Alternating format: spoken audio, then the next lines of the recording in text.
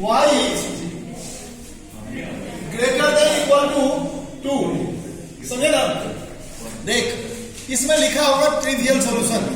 Trivial solution का meaning होता है कॉमन सॉल्यूशन, जो दोनों को सेटिस्फाइड करे उस सॉल्यूशन को ही हम कॉमन सॉल्यूशन कहते हैं। पहले हम इसका ग्राफ खींच लेते हैं। याद से सर x इक्वल टू 3 का ग्राफ खींच लेते हैं। x इक्वल टू 3 का ग्राफ खींचेंगे तो ये किसके पैरेलल होगा? y एक्सिस के पैरेलल होगा ना?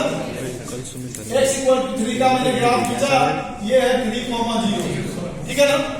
और कह रहा है क्या x बड़ा और बराबर है 3 का, ठीक है ना? बराबर और बड़ा, x 3 से बड़ा किधर जाएगा? इधर ही जाएगा। अब बराबर में यही नहीं हुआ तो यानी सर x जा रहा है इधर की तरफ, जा रहा है, चाहे वो कहीं भी हो, ऐसे चल रहा है। y इक्वल टू 2 का ग्राफ खींचते हैं, तो y इक्वल टू 2 का ग्राफ खींचेंगे तो हमेशा वो किस एक्सिस के पैरेलल होगा? y x एक्सिस के पैरेलल होगा। ये हुआ 0,2, ये y इक्वल टू 2 का ग्राफ हुआ। और यहां ये कह रहा है y भी बड़ा और बराबर है 2 का, तो बड़ा y बराबर होगा, बराबर तो इसी लाइन का हुआ। अब बड़ा जब होगा तो ऊपर की तरफ होगा ना, ऊपर की तरफ, यानी सर ये होगा ऐसे होगा ना? आप तो खुद देख जो कॉमन दोनों में किस कहां आ रहा है? ये चला इधर की तरफ, ये चला इधर की तरफ, तो दोनों में कॉमन तो यही पाता है ना? यही उसका ट्रिवियल सॉल्यूशन है, ठीक है ना? इसी सॉल्यूशन को हम क्या कहते हैं? ट्रिवियल सॉल्यूशन कहते हैं। और इसी को सेट करके हम छोड़ देंगे, ठीक है ना? Okay sir. ये देख इसे सेट कर दे और बस हो गया। बना ले first question, plus 2y less than equal to 12, है ना? अगला है x is greater than equal to 1, y is greater than equal to 2। कोई दिक्कत? अब तक बिना बनाए हुए इस क्वेश्चन को देखिए, 3x plus 2y less than equal to 12 है। यहां अगर मैं 1 करना चाहूं तो किससे डिवाइड करना पड़ेगा? 12 से।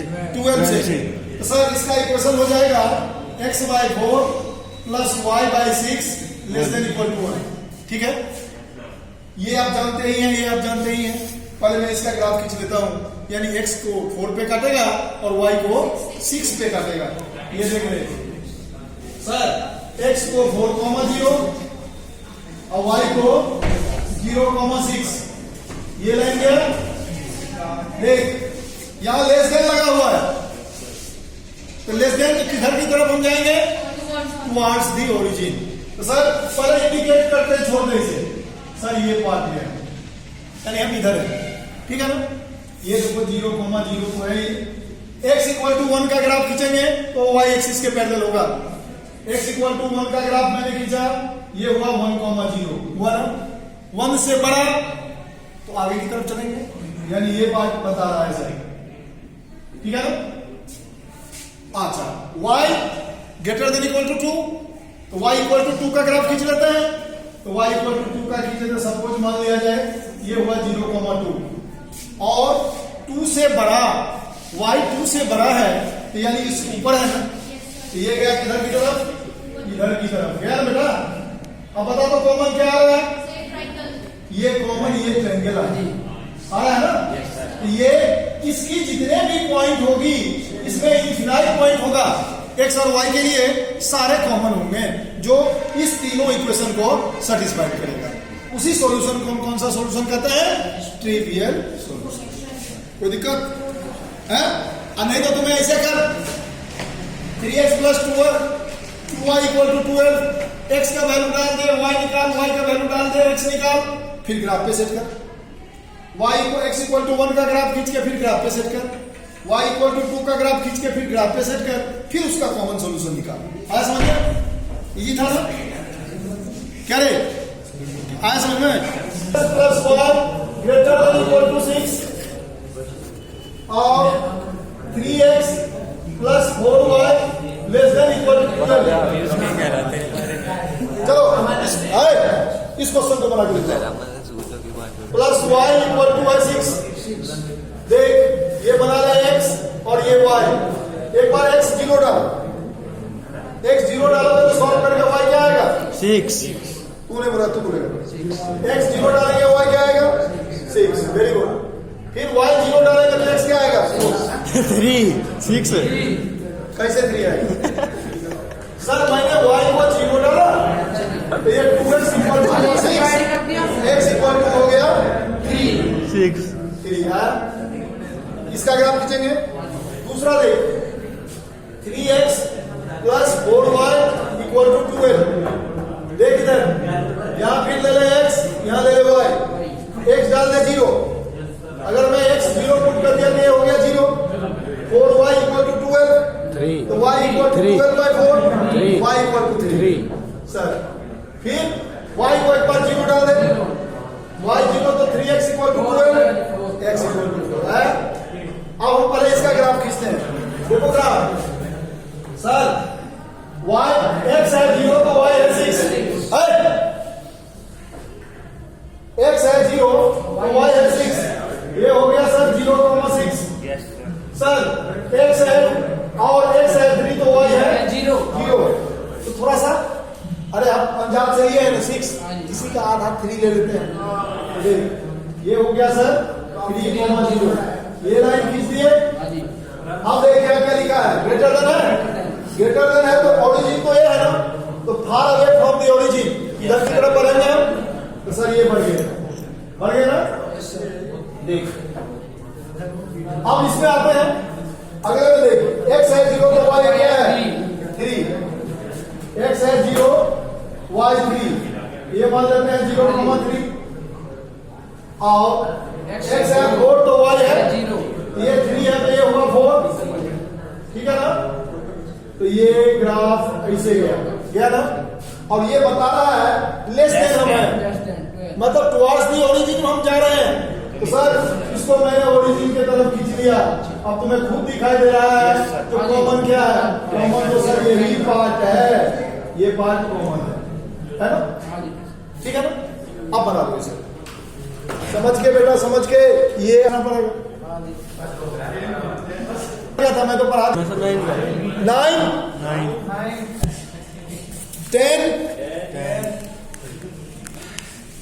10 के बाद 13 14 और 15। चलो आप लोग ट्राई करो, देखते हैं कौन कौन बना के मुझे देता है। हाँ अब आ रहा हूँ बेटा, आ रहा हूँ। अब ट्राई करो, गलत या सही ट्राई करके मुझे दिखाओ। मैं मानूंगा नहीं गलत भी हो जाएगा तो मैं ये देखूंगा जो आपने किया है कि नहीं किया। कोशिश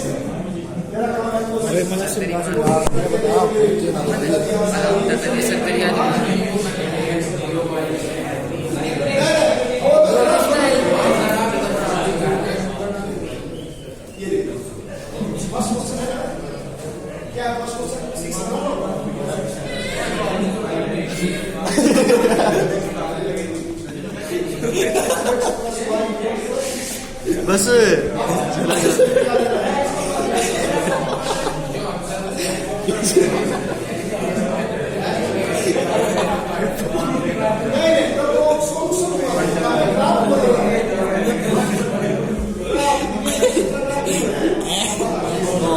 x इक्वल टू कांस्टेंट है, x इक्वल टू a है, ठीक है ना। इसका मीनिंग हुआ इसका ग्राफ किसके पैरेलल होगा? y एक्सिस के, y एक्सिस के पैरेलल। और अगर हो y इक्वल टू a तो ये होगा x एक्सिस के पैरेलल। जैसे मैं लिखता हूं x equal to 3, x equal to 3, तो आप क्या करते हो, x बराबर 3 पे चलते हैं ना। देखिए ये लाइन y एक्सिस के पैरेलल है। अगर मैं लेता हूं y इक्वल टू 2, तो y इक्वल टू 2 कहां लिखते हैं, ये लाइन,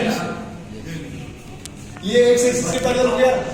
उल्टा, अच्छा अगर मैं लिखता हूं, समझ गए, अगर मैं लिखता हूं y इक्वल टू x, चाहे y इक्वल टू x लिखूं, y इक्वल टू 2x लिखूं, y इक्वल टू 5x लिखूं, y इक्वल टू 100x लिखूं, ना y इक्वल टू अंश का x लिखूं,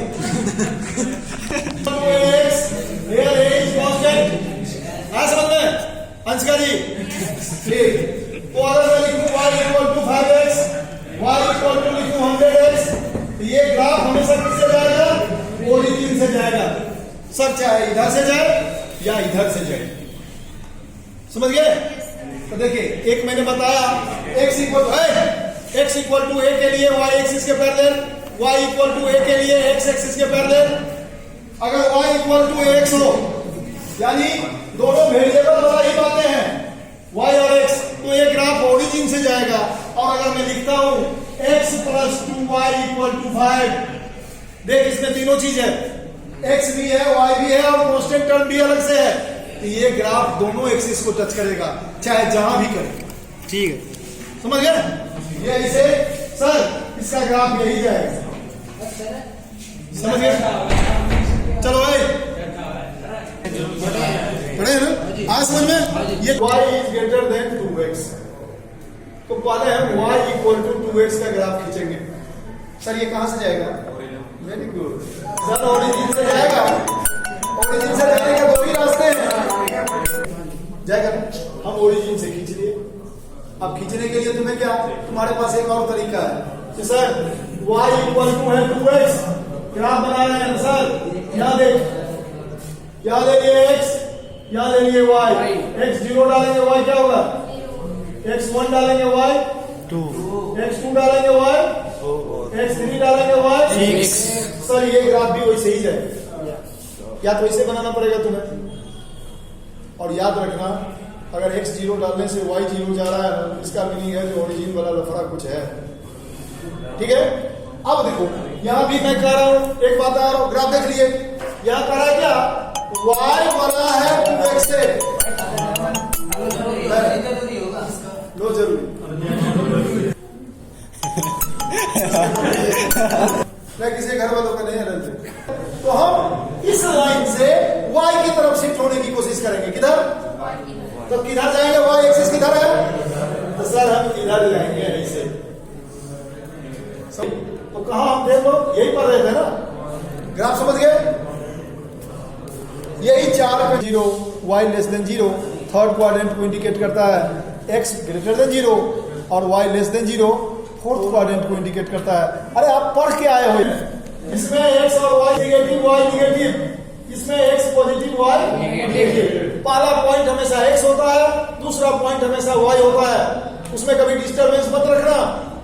अगर मैं कहीं लिखता हूं a b, तो a x को बिलोंग करता है और b y को। ठीक है ना? Yes sir.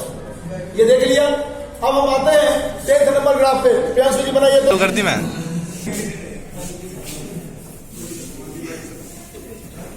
अब इसके बाद कौन सा चैप्टर पढ़ा दो? 5वां सर, कॉम्प्लेक्स। ठीक, अब इस सप्ताह में कॉम्प्लेक्स भी खत्म कर देंगे। और कौन इसके बाद बता? कौन पेपर यहाँ क्लास में करवाया नहीं करवाया है? आप नहीं आए हैं, लेकिन फिर भी मैं कोशिश। अरे कॉपी ले ले, इसमें मतलब लिख मैंने एक 2-3 बार पढ़ा दिया है। चल बन गए। पेपर के लिए मैंने 8 चैप्टर लिख दिया इन लोगों को, और वही चैप्टर में आपको उसमें भी डाल दूंगा, लेकिन अभी आप थोड़ा सा जो चीज नहीं सीखे हैं। सुनो, मैं ये नहीं चाहता जो आपका मैं 30% काटूं, लेकिन एग्जाम में तो काटना ही पड़ेगा। अभी पढ़ लो, एग्जाम के समय में जो मैं काट दूंगा, ये सब तरह से पढ़ते थे।